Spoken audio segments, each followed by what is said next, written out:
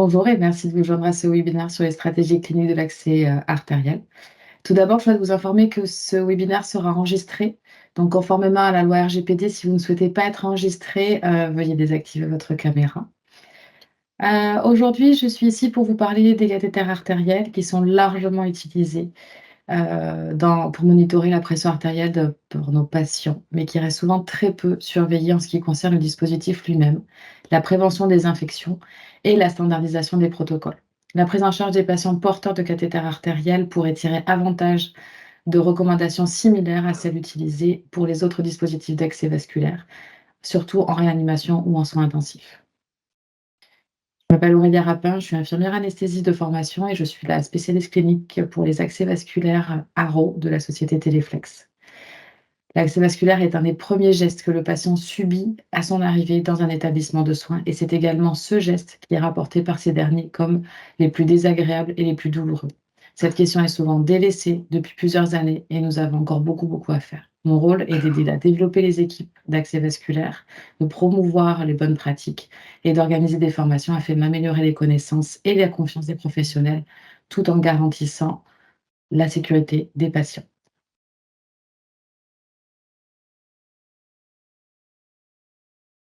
Tout d'abord, il est important de rappeler que les informations fournies lors de cette présentation sont à des fins de formation clinique et ne sont pas destinées à remplacer une décision ou un jugement médical. Alors, durant cette présentation, je passerai en revue à la fois les recommandations actuelles en ce qui concerne les cathéters artériels, j'aborderai le choix du site d'insertion, la prévention des complications et je détaillerai un petit peu plus spécifiquement quelques études en lien avec l'accès artériel et les bénéfices pour les patients. Dans une seconde partie, je reprendrai à la fois les problèmes rencontrés lors de l'utilisation de ces cathéters artériels et aussi comment les prévenir et comment les prendre en charge. Pour les questions, vous pouvez les poser au fur et à mesure dans la rubrique conversation qui se trouve en haut dans la bannière et j'y répondrai à la fin de la présentation. Alors tout d'abord, débutons par une question pas si simple. Pourquoi se focaliser sur les cathéters artériels? Ont-ils vraiment un risque infectieux faible du fait de leur utilisation plus courte ou de le fait de leur insertion? Sont-ils moins à risque que les voies veineuses centrales? Et sont-ils les plus manipulés en réanimation? Finalement, gardons en tête, aux États-Unis, 8 millions de cathéters sont insérés chaque année. Il s'agit d'un dispositif qui est très fréquemment utilisé dans les services de réanimation de soins intensifs. La pose est effectuée par des anesthésistes, par des IAD, par des réanimateurs, par des urgentistes. Et de ce fait, il n'y a pas réellement de standardisation des pratiques, puisque tout le monde fait comme il a appris là durant ses études. De plus, la prise en charge et la manipulation des cathéters artériels est assurée par différentes équipes. En ce qui concerne les équipes, il y aura des infirmiers, il y aura des équipes au niveau du bloc opératoire, au niveau des réanimations. Et il est important de souligner que l'ajout de matériel va altérer les performances des cathéters. Je pense par exemple au système VAMP ou aux seringues prémontées. Donc finalement, il faut toujours garder en tête que ces dispositifs sont à surveiller d'autant plus précisément. Comme pour les voies veineuses centrales et périphériques, les cathéters artériels bénéficient désormais de lignes directrices et de recommandations pour assurer une gestion et une insertion de qualité. Nous allons passer en revue les multiples recommandations fondées par les preuves, qu'on appelle aussi en anglais Evidence-Based Medicine, tout en évoquant les considérations concernant les performances de ces dispositifs. Les 3 points importants sont donc en premier lieu la préévaluation de site d'insertion et de l'artère que vous allez ponctionner, puis l'insertion, la technique de pose en elle-même, et bien sûr l'entretien et l'utilisation par la suite. L'éco-guidage tient une partie importante dans la standardisation des techniques de pose. Aux États-Unis, vous avez déjà entendu parler, le Center for Disease Control, l'INS, l'Infusion Nurse Society, d'ailleurs, qui vient de sortir ses dernières recommandations, là, il y a à peu près 15 jours. Donc, je vous incite aussi à aller euh, regarder au niveau de ces recommandations qui sont quand même souvent assez pertinentes. L'ASA, l'American Society of Anesthesiologists, l'AVA, la même chose pour les accès vasculaires, la SHEA, la Société Healthcare Epidemiology of America, toutes ces sociétés savantes américaines, connues de tous, recommandent tous unanimement l'utilisation de l'écoguidage de manière systématique pour la pose de cathéter artériel. Alors là, on est plutôt sur des recommandations américaines qu'on connaît tous, mais en France, Depuis 2015, l'ASFAR, avec les recommandations formulées d'experts sur l'accès vasculaire en globalité, recommande aussi l'utilisation de l'écoguidage en systématique pour éviter toute complication. Et en 2019, c'était la SRLF qui recommandait bien spécifiquement, dans le cas des cathéters artériels, l'utilisation de l'écoguidage. En mai 2013, un article a été publié dans le Journal of Vascular Access qui avait été rédigé par des médecins nord-américains et italiens pour la mise en œuvre de bundles. Le bundle, pour ceux qui ne connaissent pas, c'est l'idée d'avoir une sorte de format standardisé de pratique où vous allez avoir la liste des choses à faire et à ne pas oublier et les techniques à appliquer pour éviter les complications à la suite de l'insertion du dispositif. Et donc finalement, cet article de 2013 a eu comme vocation de proposer la mise en œuvre d'un bundle spécifique pour l'insertion des cathéters artériels. Ils avaient déjà émis des bundles qu'ils ont appelés le SIC, le Safe Insertion of Central Line, mais le SIA, le Safe Insertion of Arterial, a été du coup publié avec une approche systématique et standardisée fondée sur les recommandations, et l'échographie faisait partie de ce bundle. Alors, commençons d'abord par la base. La pose d'un cathéter artériel est un dispositif qui s'insère en stérile. La pose doit respecter ces conditions-là, c'est-à-dire que la personne, le poseur ou la poseuse, va porter une casaque stérile, une charlotte, un masque, des gants stériles avec des mains préalablement lavées de manière chirurgicale et avec une solution hydroalcoolique. Ça, c'est le minimum, et l'utilisation d'un champ fenêtré est obligatoire, un champ stérile fenêtré. La décontamination de la peau du patient doit se faire avec une solution de chlorhexidine alcoolique à 2 avec une friction croisée. On n'a plus cette technique en cercle, en escargot. Les 4 temps, c'est pareil, ça n'a plus d'intérêt. Je vous invite d'ailleurs, si vous êtes intéressé, à vous rapprocher des publications de monsieur Mimo sur la chlorhexidine pour justement, avoir les dernières recommandations. Cette friction doit être effectuée 30 secondes en respectant bien sûr le temps de séchage. Ces recommandations-là ont été éditées par la SFDH pour tout dispositif d'accès vasculaire à demeure. Il existe actuellement 2 types de cathéters artériels. Il y a le type que vous voyez ici sur cette image, qui est un dispositif prémonté où vous avez le guide à l'intérieur. C'est un cathéter artériel de courte durée, très peu utilisé en France, mais qui, je pense, aurait toute sa place typiquement dans les blocs opératoires lorsque les patients nécessitent un monitorage invasif de la tension sur un temps très court, le temps d'une chirurgie par exemple. Dans ce dispositif, vous avez le guide qui est déjà prémonté. Ça ressemble à peu près à un cathéter veineux périphérique que vous pouvez avoir, et donc du coup, vous n'avez plus qu'à ponctionner l'artère et à monter le guide, et après à monter le dispositif, le cathéter, le long du guide. C'est un système tout en un. Et puis, bien sûr, il y a le cathéter suivant la technique de Seldinger, celle que vous connaissez le plus, où vous avez bien sûr dans le kit une aiguille de ponction, le guide et le cathéter en lui-même dans un kit déjà tout fait. Alors maintenant, revoyons un petit peu le site d'insertion. Depuis le début, on parle d'écoguidage, mis en avant par les diverses recommandations, etc. Mais finalement, l'écoguidage, contrairement à la voie centrale où on sait que c'est l'écoguidage qui va réduire le risque de complications lors de l'insertion, au niveau de l'artère, l'écoguidage va surtout être nécessaire parce que vous ne pourrez pas, si vous respectez les bonnes recommandations, l'insérer au bon endroit sans échographie. Pourquoi? Parce que on sait très bien que le site d'insertion va impacter les performances du cathéter, va augmenter ou diminuer les risques de complications mécaniques et va améliorer ou pas l'adhérence du pansement et donc la fixation du dispositif. Sur cette image, vous voyez bien la flèche au niveau du point de flexion du poignet, et on sait très bien que les insertions des cathéters artériels au niveau de ce point de flexion est finalement là où on sent le plus l'artère finalement au niveau de la palpation, va faire que votre dispositif aura une durée de vie beaucoup moins longue. Pourquoi? Parce que vous allez avoir des mouvements de flexion qui vont faire entre autres que le cathéter va se plicaturer à l'intérieur, et on le voit très bien quand on retire les cathéters artériels, on voit toujours cette forme un peu coudée ou cette forme un peu pincée au niveau de la jonction entre le hub et le cathéter en lui-même. Donc Cette zone d'insertion ici, au niveau de la flexion, elle est clairement pas du tout recommandée.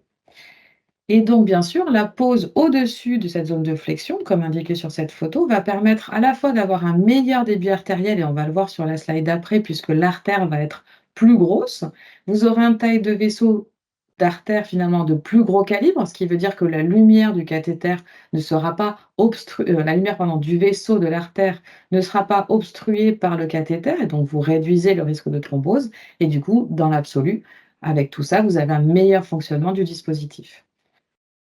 À eux seuls, ces éléments-là mettent en évidence l'importance, vraiment l'importance de l'évaluation méticuleuse du patient et des spécificités de sa prise en charge du cathéter en amont. Quand on parlait de préévaluation, elle est primordiale.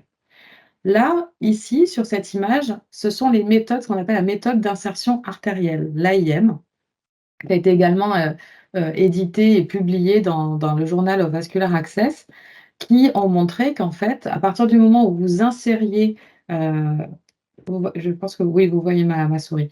À partir du moment où vous insérez, un dispositif d'accès artériel sur cette zone rouge, vous allez avoir un dispositif qui ne sera pas pérenne. Ici, dans cette zone, jaune, elle est préférable à la zone rouge, car la surface d'insertion est plane, mais l'artère reste accessible, et la zone verte, qui se situe à peu près à 4 centimètres de l'arcade palmaire, elle offre un site d'insertion stable, une artère qui va être plus large et du coup, elle est complètement à l'écart de cette zone de flexion. Ici, on voit une vue, échographique, et là, vous voyez très bien au niveau de la zone rouge, alors bien sûr, c'est là où on sent le mieux, hein, l'artère, hein, la palpation, mais elle est superficielle, et à partir du moment où vous rentrez dans cette zone jaune et après zone verte, vous la voyez plonger, et j'en reviens avec ces recommandations d'échographie. En soi, c'est pas tant l'échographie, bien sûr que oui, l'échographie a un bénéfice parce que vous allez moins ponctionner, et vous allez avoir un facteur de succès beaucoup plus rapide, peut-être en une seule ponction, donc ça déjà c'est un point très important. Mais le deuxième point, c'est que de toute façon, si vous voulez respecter ces recommandations d'insertion à 4 centimètres de la zone palmaire, vous allez être obligé de toute façon d'utiliser l'échographie parce que de toute façon, vous ne pouvez pas vous ne pouvez plus sentir l'artère à ce niveau-là. Et on voit ici très bien que l'artère est beaucoup plus large, beaucoup moins, elle a peut-être aussi dans son histoire, et on connaît nos patients, qui ont peut-être eu plusieurs gazos ou qui ont déjà eu, même pour leur entrée avant d'arriver en réanimation, ces artères-là ont déjà cette zone ont déjà été ponctionnées et potentiellement abîmées, ce qui va faire que cette zone sera beaucoup plus propice à la formation de thrombose, voire même déjà légèrement thrombosée. Alors qu'ici, vous aurez une zone plus large, plus saine et qui vous permettra d'avoir un débit plus important. Il faut savoir que pour n'importe quel type d'accès, vasculaire, il y a une norme à respecter qui est, le respect de la lumière du vaisseau que vous allez ponctionner. C'est vrai qu'on a toujours eu et dans mon métier, par exemple, d'anesthésie, on a toujours tendance à vouloir, mettre des calibres assez élevés pour avoir des bons débits. Le seul problème, c'est que plus vous occupez la lumière de votre vaisseau, plus vous augmentez le risque de thrombose. Et la norme, la recommandation actuelle est de respecter un minima de 1/3. C'est-à-dire qu'à partir du moment où vous obturez de plus d'1/3 la lumière de votre vaisseau, vous augmentez grandement le risque de thrombose puisque, pour rappel, la loi de Poiseuille, tout ça, vous avez cette circulation laminaire sur le centre de votre vaisseau et plus vous vous rapprochez des parois, plus vous avez des turbulences. À partir du moment où votre cathéter occupe la lumière de votre artère, vous allez avoir cette circulation sur le côté qui va être de plus en plus bloquée et créer des turbulences et donc favoriser la formation de thrombose. Ce qui fait que du coup, vous allez augmenter la stase veineuse, et du coup, avec la triade de Virchow, on en parlera un petit peu plus tard, avec à la fois la lésion de la paroi vasculaire de l'artère par la ponction, déjà potentiellement de nombreuses ponctions qui vont du coup favoriser cette formation de thrombose, associée à l'obstruction du vaisseau et donc à la stase veineuse, à la stase, de la circulation du sang, plus potentiellement le patient qui a des troubles de la coagulation, vous avez, le trio gagnant, pour la formation de thrombose. Ici, l'idée, c'était de vous montrer par rapport à la technique d'insertion par palpation. L'inconvénient de cette technique, alors, on va commencer par l'avantage. L'avantage de cette technique, c'est qu'elle est rapide et elle est facile. On sent l'artère et on pique. L'inconvénient, c'est qu'on ne sait pas à quel moment on a transfixie ou pas, et on le voit très bien. Souvent, ce sont on pique, on monte le guide, on se rend compte que bah, ça ne monte pas très bien parce que bah, peut-être qu'on a transfixié, on recule un peu l'aiguille, on remonte le guide, et ces mouvements en fait de guide dans l'aiguille de va-et-vient, ça va petit à petit peler le guide, puisque l'aiguille au bout est biseautée et coupante. Et en fait, ces mouvements de va-et-vient de guide à l'intérieur de l'aiguille vont créer des micro-emboles de nitinol, puisque c'est le composé de la, de la- du guide, et donc vont créer l'inflammation, vont favoriser l'inflammation de la paroi vasculaire et aussi du coup la formation de thrombose. Donc, premièrement, je vous incite à ne pas avoir ces mouvements de va-et-vient dans l'aiguille avec votre guide. Et deuxièmement, d'éviter de toute façon d'insérer des cathéters par palpation, puisque vous avez un grand risque de transfixie et donc d'augmenter les formations de thrombose par la suite. Quand on parle de complications induites par les cathéters, souvent on ne pense pas forcément que notre technique de pose va influencer sur le devenir du cathéter artériel. Et on pense que c'est la personne qui, par la suite, va utiliser ce cathéter qui est la source. Et c'est pareil pour les divers accès vasculaires, que ce soit du voie central, des PICC lines, des midlines. Sauf qu'en fait, plus de 50% des complications qu'on a à distance sont induites par la technique de pose. Donc la technique de pose est primordiale. Tout comme la pose de voie veineuse centrale, l'évaluation anatomique de l'artère en amont de l'insertion est indispensable. On va aller chercher les signes de complications. Est-ce que l'artère, elle n'est pas déjà thrombosée? Est-ce que l'artère a un bon calibre? Et comme on veut essayer de respecter cette histoire de 1/3 du vaisseau, de la lumière du vaisseau, eh bien on va choisir le site d'insertion qui va permettre d'avoir un diamètre adapté. Parce que sur le marché, dans votre établissement, vous n'avez peut-être pas toutes les tailles et vous allez peut-être pas pouvoir avoir toutes les tailles et adapter. Mais par contre, ce qui est certain, c'est que vous pouvez choisir le site d'insertion pour être sur un diamètre plus élevé pour que du coup la taille du dispositif que vous avez à disposition dans votre service puisse être adaptée aux patients. Deuxièmement, il est très très important de penser qu'elle permet de détecter à la fois les anomalies, cette échographie en amont, de choisir le meilleur site d'insertion pour obtenir la meilleure tension, mais ça permet aussi de positionner le cathéter à un emplacement qui ne bloquera pas le mouvement du patient, puisque du coup, vous allez être à 4 centimètres de la peau. Les cathéters artériels radio, comme tous les autres cathéters artériels, sont connectés à une tête de pression. La précision de la courbe et la valeur de la pression artérielle que vous allez mesurer va reposer grandement sur la bonne calibration et le bon positionnement de ce capteur. Le niveau de la tête de pression doit correspondre à ce qu'on appelle l'axe phlébostatique, c'est-à-dire le niveau du cœur. S'il se trouve au-dessus de cet axe, ici identifié, la pression sera interprétée à tort plus basse que la réalité et se retrouve, et inversement, s'il se trouve au-dessous, pardon, l'axe du cœur, il sera faussement élevé. Donc c'est très important de fixer cette tête de pression à un dispositif qui va faire que si vous montez le lit du patient, il va falloir que cette tête de pression monte en même temps. Et ça, c'est très important de garder en tête parce que à partir du moment où vous allez mobiliser le patient, et on sait très bien que les patients de réanimation sont souvent mobilisés pour des changes, pour des toilettes, pour des soins par l'équipe soignante, si la tête de pression n'est pas toujours bien positionnée au niveau de cet axe du cœur, vous n'aurez pas une valeur correcte de votre tension.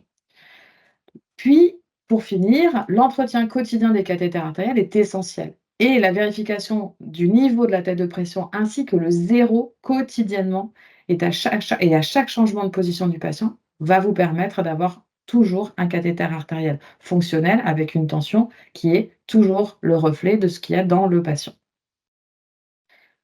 Et surtout, le point très, très important, c'est que comme pour tout dispositif d'accès vasculaire, il est important de ne pas oublier que les cathéters artériels devenus inutiles ou qui n'ont plus d'indication clinique doivent être retirés précocement. On ne garde pas un cathéter artériel en se disant au cas où, puisque de toute façon, c'est une porte d'entrée infectieuse, c'est une porte d'entrée de complications. Donc, comme pour tout dispositif d'accès vasculaire, on le retire le plus précocement possible. Maintenant que nous avons vu ensemble ces 3 grandes lignes directrices, qui ont été donc la préévaluation, la technique d'insertion et l'entretien, on va voir, un peu plus la conformité des procédures et donc leur application spécifiquement et leur respect lors de la pause. Nous nous étions posé la question de savoir si les cathéters artériels présentaient moins de risques infectieux que les voies veineuses centrales. Eh bien non. Pourquoi?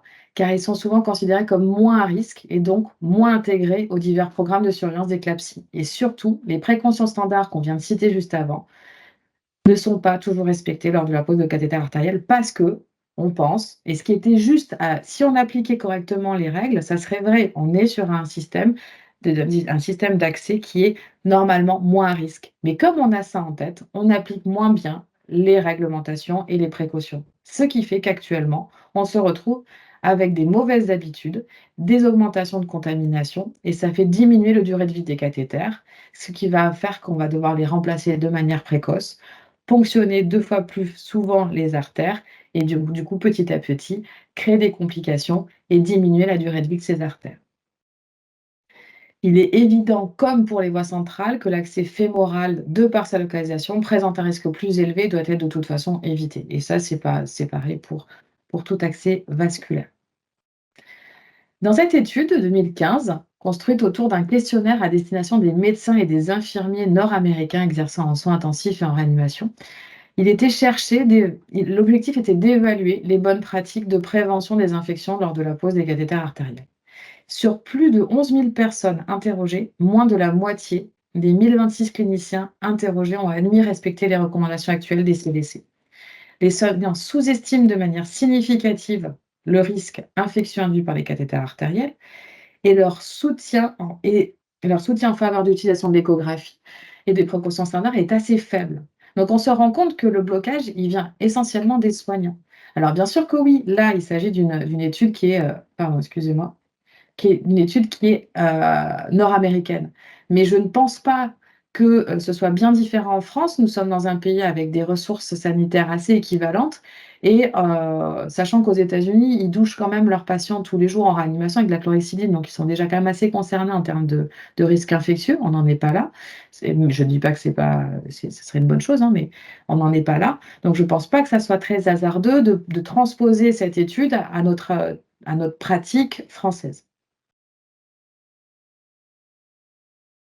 Donc, il est très important de rappeler les bonnes pratiques, c'est-à-dire une standardisation de la prise en charge et de l'entretien, l'utilisation de kits de pause complets si possible, ou en tout cas, en France, on a souvent cette habitude de prendre des poches plastiques et de monter des kits où on sait que du coup, à l'intérieur, vous aurez le champ stérile, la capote de l'échographe, etc., pour permettre du coup de respecter les bonnes pratiques. On peut éventuellement avoir un chariot dédié avec l'ensemble des équipements nécessaires qui sera facile d'accès. On peut utiliser un système clos, à la fois pour la mesure de la pression artérielle, mais aussi pour les prélèvements sanguins, ce qui va permettre de diminuer les manipulations et de diminuer le risque de contamination. Et bien sûr, la formation des équipes, elle est primordiale. Les équipes, elles se renouvellent, les internes, les professionnels, les chefs de clinique, les infirmiers, les IAD. C'est un turnover, on le sait très bien dans nos services. Il est primordial de maintenir la formation continue dans vos centres de, de de soins. On parle un petit peu plus cette fois-ci du risque infectieux et on va reprendre ensemble 3 études qui concernent l'infection des cathéters artériels.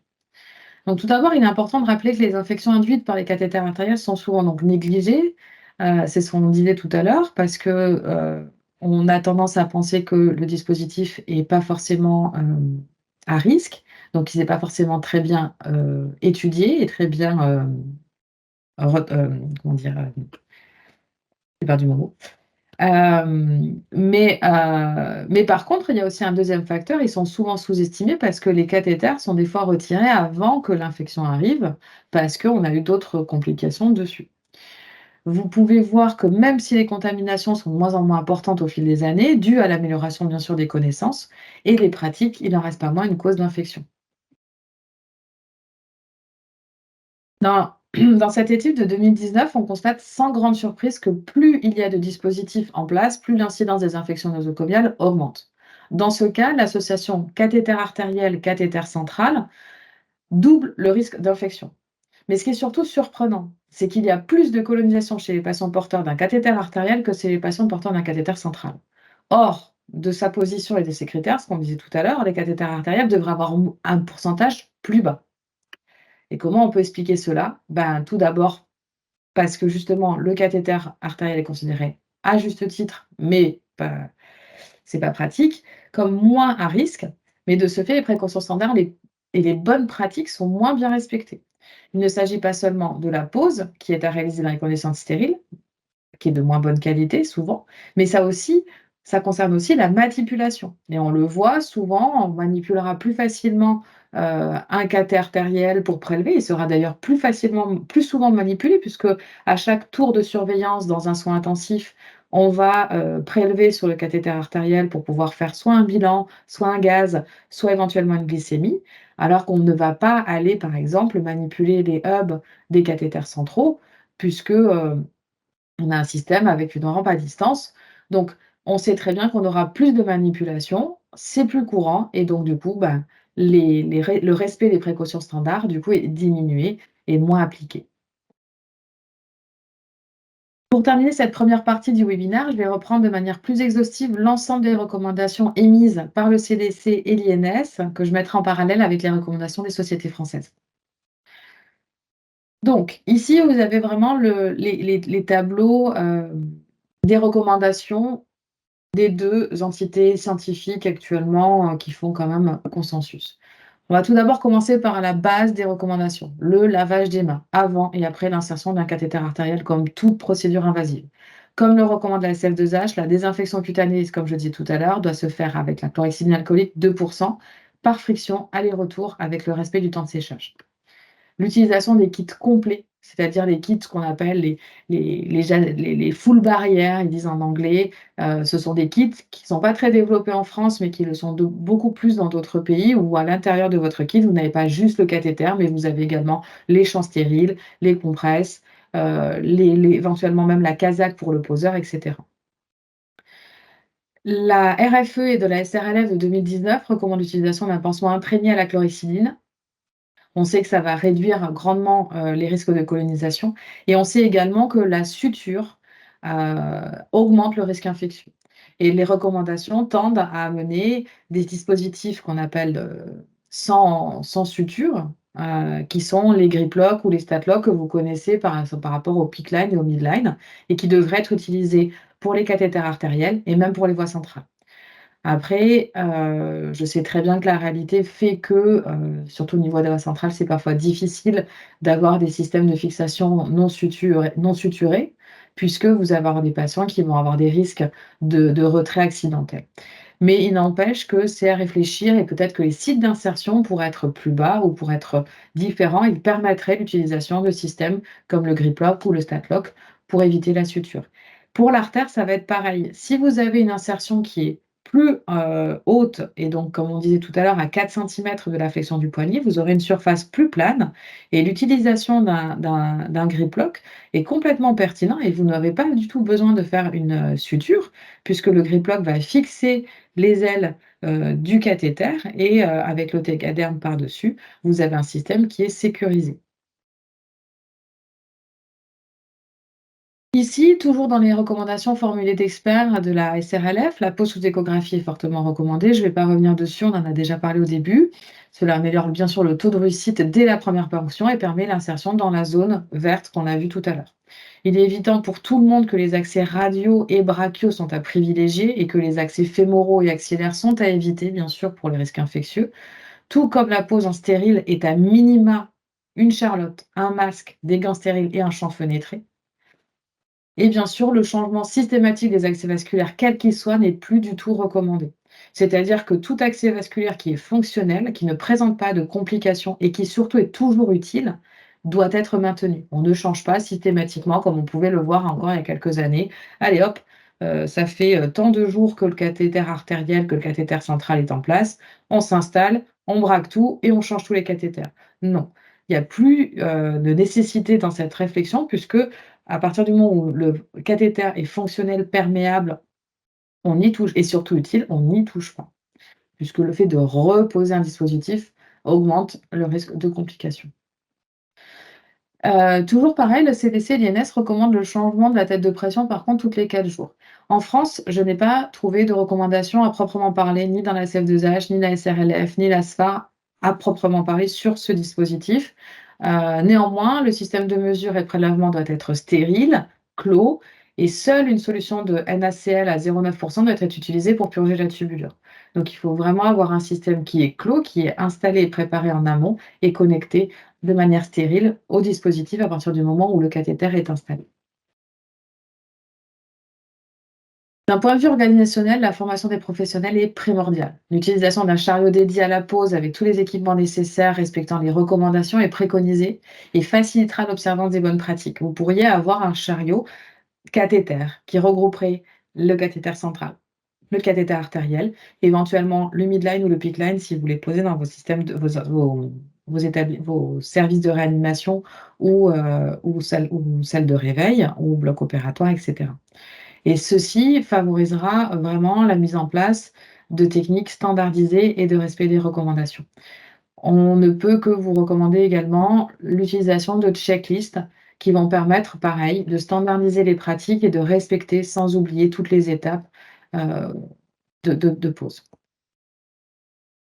Donc finalement, en résumé, les protocoles de prévention pour le cathéter artériel ne sont pas largement appliqués au cathéter. Enfin, les aux cathéters, en règle générale, ne sont pas largement appliqués au cathéter artériel en particulier. Les publications, elles confirment toujours qu'il y a un risque significatif de CRBS6 lié au cathéter artériel, donc ce n'est pas un dispositif anodin. On a des infections sur nos cathéters, on a une perte de chance pour nos patients induite par les cathéters artériels. L'insertion du cathéter artériel nécessite des précautions qui sont similaires aux cathéters centraux. La mauvaise observance des précautions a été actuellement rapportée, donc c'est pas une idée en tête, c'est réel. La standardisation des pratiques d'insertion et d'entretien va définitivement réduire les événements indésirables. Je réafficherai si besoin, ce sont les références des études de tout ce que j'ai pu, citer, sous tout ce que j'ai pu, tout ce dont j'ai pu parler durant cette première partie de présentation. Heu, Vous avez les références ici. Comme je le disais tout à l'heure, ce webinaire a été enregistré. Il sera après accessible à la fois sur notre chaîne YouTube et sur notre site de la Téléflex Academy. Donc vous pourrez avoir accès à, ces références si vous le souhaitez. Donc comme je le disais tout à l'heure, le webinaire est organisé en 2 parties. Donc il y avait la partie, vraiment insertion, recommandation. Là, on va parler un petit peu plus concret, c'est la résolution des problèmes liés au cathéter artériel en lui-même dans vos services. En gros, j'ai un problème, qu'est-ce que je dois faire? À quoi c'est dû et comment j'aurais pu l'éviter? Donc, premièrement, on va parler de la tête de pression et la poche de contre-pression et de tout le système de mesure. La tête de pression, elle est montée avant la pose du cathéter artériel et elle est montée de manière stérile. Vous allez mettre la poche de NaCl dans la poche de contre-pression, vous allez connecter votre tubulure de tête de pression, la purger et vous allez maintenir cette partie de connexion stérile pour pouvoir le connecter de manière stérile à votre cathéter artériel.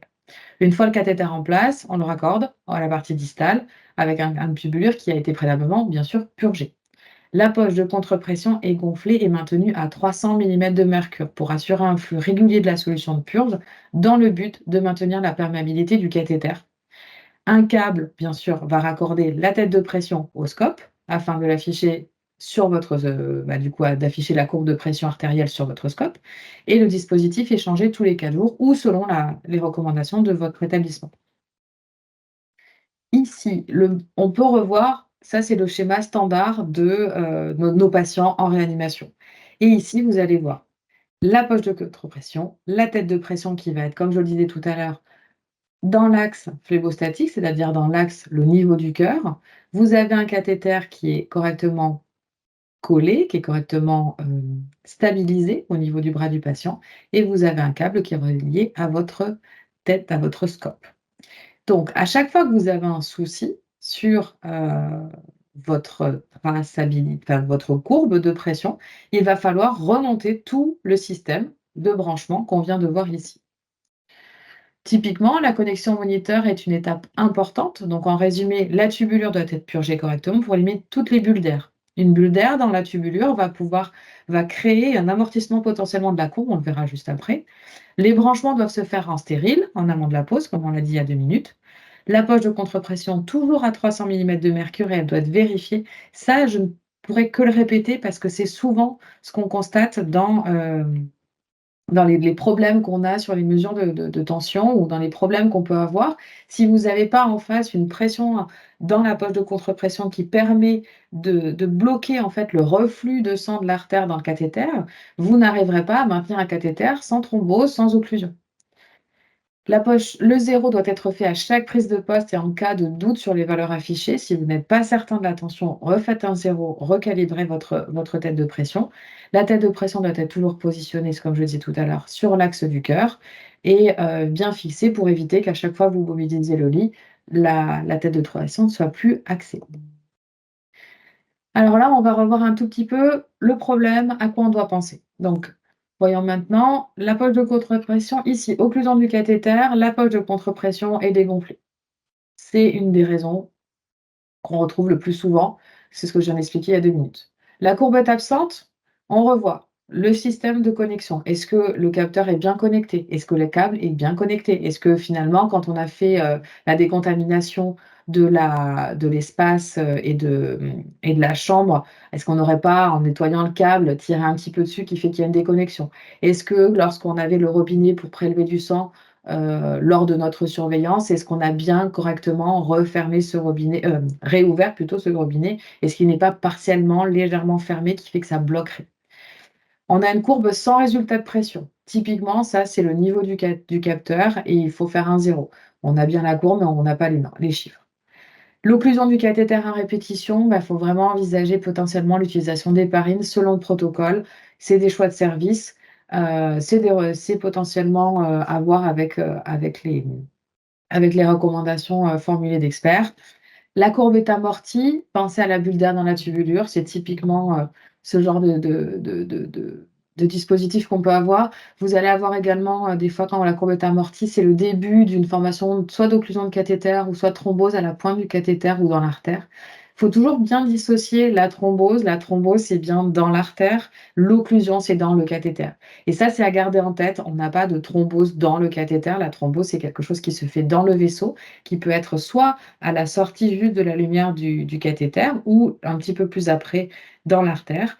Le cathéter va s'occlure par soit en effet s'il y a eu du sang qui est remonté et donc ça va créer potentiellement un caillot ou éventuellement, mais là c'est pas forcément le cas dans les cathéters artériels, si vous avez administré des thérapeutiques qui fait que du coup ça peut se cristalliser. Mais ça c'est pas le cas dans un cathéter artériel. Le délogement du cathéter, bien sûr que oui, à partir du moment où vous avez l'insertion à ce niveau du poignet et que vous allez avoir des mouvements, au bout d'un moment, si vous avez fait une insertion et que peut-être finalement, c'était seulement la pointe de votre cathéter qui était bien positionnée dans l'artère, les mouvements de flexion vont faire que ce cathéter va se déloger de son site et de l'artère radiale. Vous avez du sang dans la tubulure, vérifiez toujours la poche de contre-pression. Là, il est important de garder en tête que les cathéters artériels restent en place aussi longtemps que l'état clinique l'exige ou selon le mode d'emploi du fabricant. Ces cathéters ne doivent pas être remplacés systématiquement, on l'a déjà vu tout à l'heure. Les études ont montré que l'utilisation d'héparine pouvait allonger la durée d'implantation des cathéters artériels, mais c'est toujours à appliquer selon vos services et selon les recommandations de vos services. Les guidelines pédiatriques sont toujours favorables à l'utilisation d'une solution saline héparinée. On n'a pas vraiment de recommandations standardisées sur les adultes, mais je vous incite à vous rapprocher de vos services. Voyons maintenant les problèmes que vous pouvez rencontrer en lien avec le cathéter lui-même. Tout comme les dispositifs d'accès vasculaire, quels qu'ils soient, les cathéters artériels peuvent se boucher et s'infecter. Les causes sont toujours les mêmes. Il est impossible de prélever sur le cathéter et que vous n'avez plus aucun monitorage de la pression artérielle, il est possible que ce dispositif ne soit plus en place ou qu'il y ait euh, une occlusion du cathéter. Il peut s'agir aussi d'une thrombose, une thrombose chimique, mécanique ou bactérienne. Ça, c'est ce qu'on a toujours en tête quand on parle de thrombose. Dans le cas des cathéters artériels, la thrombose chimique, elle est rare, parce qu'on n'administre pas de thérapeutique. Donc on ne pourra pas avoir de lésion de l'endothélium vasculaire par, administration d'un produit chimique qu'on pourrait avoir, par exemple, sur une administration de thérapeutique, hyperosmolaire sur une voie veineuse périphérique, par exemple. Par contre, la thrombose mécanique, quant à elle, elle est directement liée à les techniques de pause et de fixation. Si vous avez, plusieurs ponctions, plusieurs, tentatives de pose de cathéter, vous allez avoir une lésion de l'endothélium vasculaire qui va induire la cascade de coagulation et la création d'une agglomération plaquettaire qui va bien sûr induire la formation d'un caillot. Les mouvements de va-et-vient induits par la flexion vont également être des facteurs favorisant la lésion de cet endothélium vasculaire. La thrombose bactérienne est également en lien avec la technique de pause. Si elle n'est pas stérile, vous allez avoir un risque de colonisation et on sait très bien que la thrombose en elle-même est un terrain propice, au développement des bactéries sur le thrombus.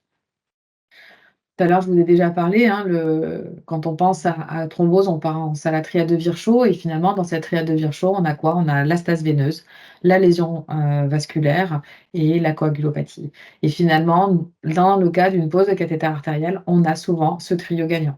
Donc plus vous allez être, doux, plus vous allez être, dans votre technique de pose et d'insertion, moins vous allez avoir de lésions.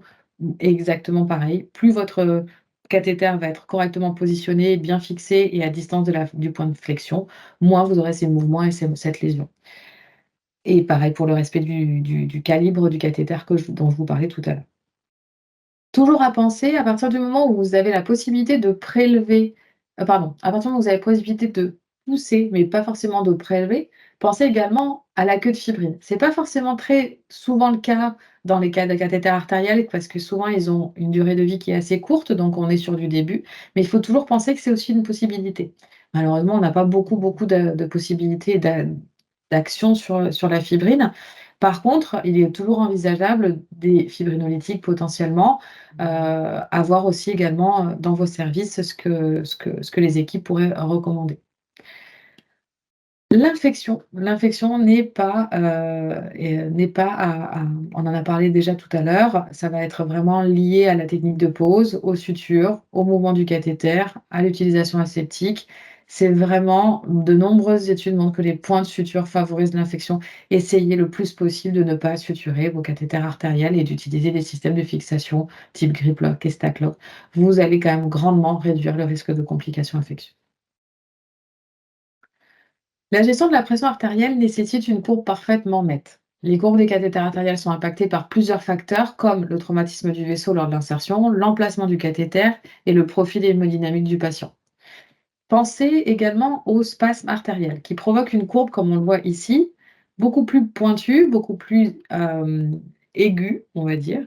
Ces spasmes artériels se réduisent pardon, au fil du temps et leur apparition varie en fonction des patients. Mais toujours à garder en tête, on a également les problèmes mécaniques, ont aussi une influence sur la courbe.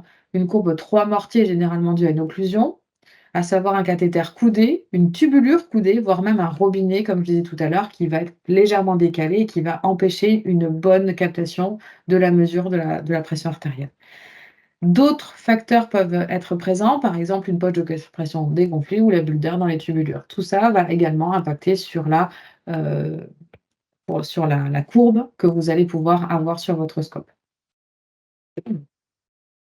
En cas d'absence de courbe, vérifiez tout d'abord le système, assurez-vous qu'il y ait bien, tout qui est, en continu, qu'il n'y a pas de déconnexion, que, le niveau soit bien fait, que le câble électrique soit bien branché, que la tête de pression soit en bonne position, tout ce qu'on a déjà vu avant, revérifiez tout le système. À partir du moment où la courbe, le site d'insertion, oui, voilà. À partir du moment où vous avez un site d'insertion qui est bien, choisi, que l'artère, elle est bien choisie et cetera, normalement, les courbes positionnelles et des techniques qu'on a souvent, qu'on peut rencontrer, où on tire un peu le cathéter pour essayer de récupérer, une courbe ou qu'on va récupérer la possibilité de prélever sur le cathéter et cetera, ça ne devrait plus avoir lieu. À partir du moment où on a respecté tout ce qu'on a, déjà, établi au préalable, au début de cette présentation. Et en voyant juste quelques points d'anatomie, concernant le cathéter artériel, il y a plusieurs sites d'insertion qui sont possibles. Le radial, le brachial, le fémoral, c'est ce qui est le plus courant. L'insertion aussi en axillaire, mais c'est rarement fait en première intention. Les sites d'insertion à privilégier sont vraiment les sites radiales, majoritairement, et éventuellement brachial. On sait très bien que le site fémoral a un risque infectieux plus important. Mais pourquoi le site radial? Parce qu'il a la possibilité d'assurer une circulation collatérale. Petit rappel, cette circulation collatérale est assurée par l'artère ulnaire. Elle permet à la main de conserver une vascularisation correcte au cas où l'artère radiale s'obstruerait. Ce site est le seul à offrir cette possibilité et donc le plus employé pour l'insertion des cathéters artériels. De plus, le bras, c'est quelque chose qui est beaucoup plus facile d'accès et facilement manipulable. Il faut garder en tête que la réalisation du test d'haleine en amont de la pose du cathéter est primordiale. Comme le montre cette image, il permet en fait de s'assurer du bon fonctionnement de cette circulation collatérale. Pour rappel, comment ça fonctionne? Vous allez appuyer simultanément à la fois sur l'artère radiale et sur l'artère ulnaire et vous allez relâcher la partie ulnaire en maintenant la compression sur l'artère radiale pour voir si votre main va se recolorer et va, avoir une circulation pour voir si justement cette artère ulnaire fait son travail de vascularisation. Et ça, c'est primordial pour éviter, de thromboser une artère s'il n'y a pas du tout de circulation collatérale, ce qui pourrait engendrer des complications au niveau du membre supérieur et de la main du patient. Donc, comme nous venons de le voir, le site radial est l'emplacement d'insertion le plus courant. Il est facile, il est palpable, il est superficiel.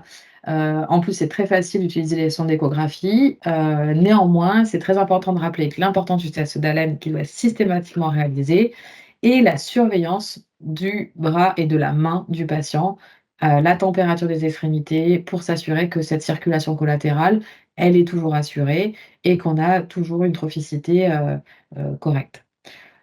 Une fois le cathéter placé, il est important aussi, souvent on a tendance à voir des fois le cathéter, on fait passer la tubulure au niveau du pouce, c'est à proscrire. Ça va, favoriser le mov la mouve le mouvement du cathéter dans l'artère, donc évitez de fixer, cette tubulure. Par contre, je vous incite à faire à la rigueur un virage à ce niveau-là, mais ça ne doit pas passer au-dessus du pouce.